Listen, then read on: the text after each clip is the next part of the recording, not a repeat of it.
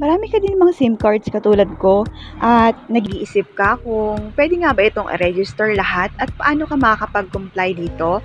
Well, ang video to ay para sa'yo dahil i-share ko nga dito kung paano ko na i-register yung mga gamit kong SIM card nang walang kahirap-hirap. So, sana panoorin mo tong video to hanggang dulo para mas maintindihan mo. So, dito as you can see, na-register ko na yung una kong SIM. So, try natin i-register yung pangalawa. So, pindutin natin yung register another SIM. So, make sure lang na smart SIM din yung i-register mo. Kasi kung Globe, hindi po yan pwede dito, okay? Kasi sa website ng Globe din yon. And, so, ito, smart din kasi yung pangalawang SIM na i-register ko. And, kailangan meron tayong signal at naka-insert din yung number na yon. So, ayan, nag-send agad ng OTP and enter na natin. And press yung verify OTP. So, ayan, success. Pero, nag-uumpisa pa lang po tayo. Pindutin natin yung okay. And then, so ito, type of registration. Pipili tayo dito kung bago ba yung SIM na gamit natin, kakabili lang natin, or old SIM, or bagong bili for minor, or old SIM for a minor. So, ako dahil luma to, yun, may old SIM. And then, nationality, Philippines. And ito po yung mga ID na pwede nating magamit. So, ang tip ko lang sa inyo kapag magre-register kayo ng inyong mga SIM is ihanda nyo na yung ID nyo, picturean nyo na, and mag-selfie na rin kayo. So, ako, ang gamit ko is Philippine Identification. Ito po yung PhilSys. And yung next na is yung upload valid ID. Ito po, tingnan natin yung tama ba, instruction ba to? Yung may I, parang I na logo. Information, parang ganun. So, dito may mga guidelines. Basahin natin. Please ensure that the chosen ID is still valid and not expired.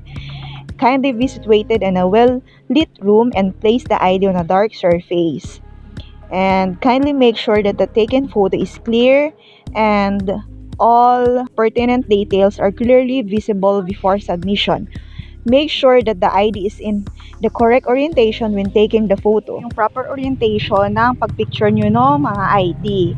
So, back na natin and then tap natin yung upload.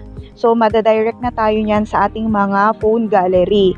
So, kaya yung sinasabi ko sa inyo kanina, kailangan meron na kayong na-picturean na ID. And, wag po siyang lalagpas sa 5 MB. Makikita naman po natin sa details ng picture natin kung ilang MB yun.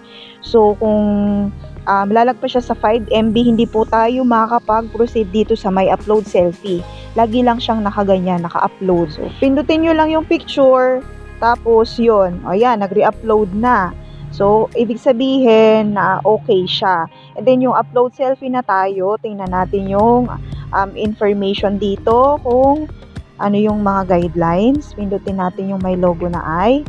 Okay. Kindly be situated in a well-lit room.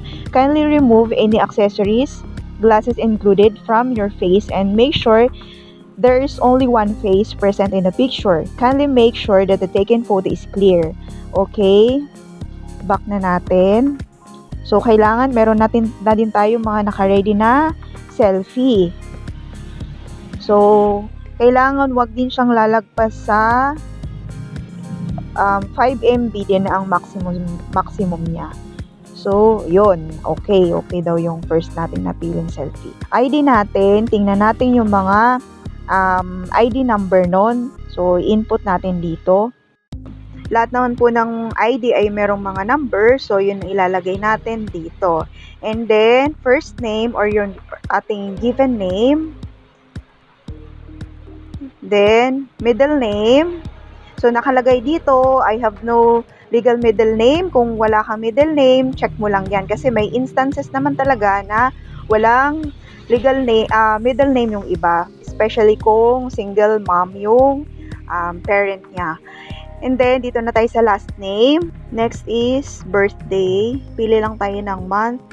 So, ang sabi nga po sa batas ng SIM card registration is kailangan totoo lahat ng mga information na ilalagay natin dito. Kasi may parusa po kapag ka nagsinungaling tayo. Okay? So, Dito na tayo sa sex, female or male. Tap na natin yung next. And address information. So, dahil nasa probinsya ako, wala naman kaming mga ganyan lot number. So, dito ko lang ako maglalagay sa street. Kung nasa probinsya tayo, hindi naman tayo nakatira sa mga building. So, wala namang unit or floor or building. Dito na tayo sa my province. Then, city, municipality, then barangay. Then, yung zip code, automatic na yan, nandyan na siya nakalagay. Okay, etong alternate contact number, dahil meron naman akong isa pang number, yung una kong na-register, yun yung ilalagay ko dito. At yung sa my email ad, yung una kong pag-register is nilagyan ko. Pero ngayon, try natin yung wag natin lagyan ng email ad. Tap na natin yung next and tingnan natin kung mag-proceed siya. So, okay lang naman. And dito na tayo sa my summary. So, dito i-review natin yung mga details na nilagay natin kung tama ba at kompleto or yung mga numbers is kung okay na. So, kung okay na, tap natin yung sa may box yun. And kung hindi pa, i-back lang natin and i-edit natin yung mga nilagay natin. So, next na natin. So, okay na. Naka-register na ako nung dalawa kong SIM card. And kung ikaw magre-register ka pa lang, plano mo na, gawin mo na ngayon habang maaga pa para hindi na kayo gawilin sa oras kasi 180 days lang po yung inilaan na panahon sa atin para makapag-register ng mga SIM cards natin. So, ang kailangan lang natin is internet connection at browser. So, ang gamit ko ay Google Chrome. So, itype lang natin yung SIM registration. For example, sa Smart or Globe, i-search mo lang dyan at hanapin mo yung website nila. Huwag po tayong maniniwala sa mga text at basta-basta mag-click sa mga link na sinesend sa atin kasi baka po mga scam lang yon at makuha yung mga details na nakalagay sa cellphone natin. So, kailangan sa website kayo ng Smart, Globe, Dito, or kung ano man yung gamit yung telco. Doon tayo mag-register ng ating mga SIM card. And sana nakatulong sa iyo yung video to. And kung oo, kindly like and subscribe to my YouTube channel for more videos. And maraming salamat sa panonood. Happy New Year! Happy 2023! God bless you all! Bye!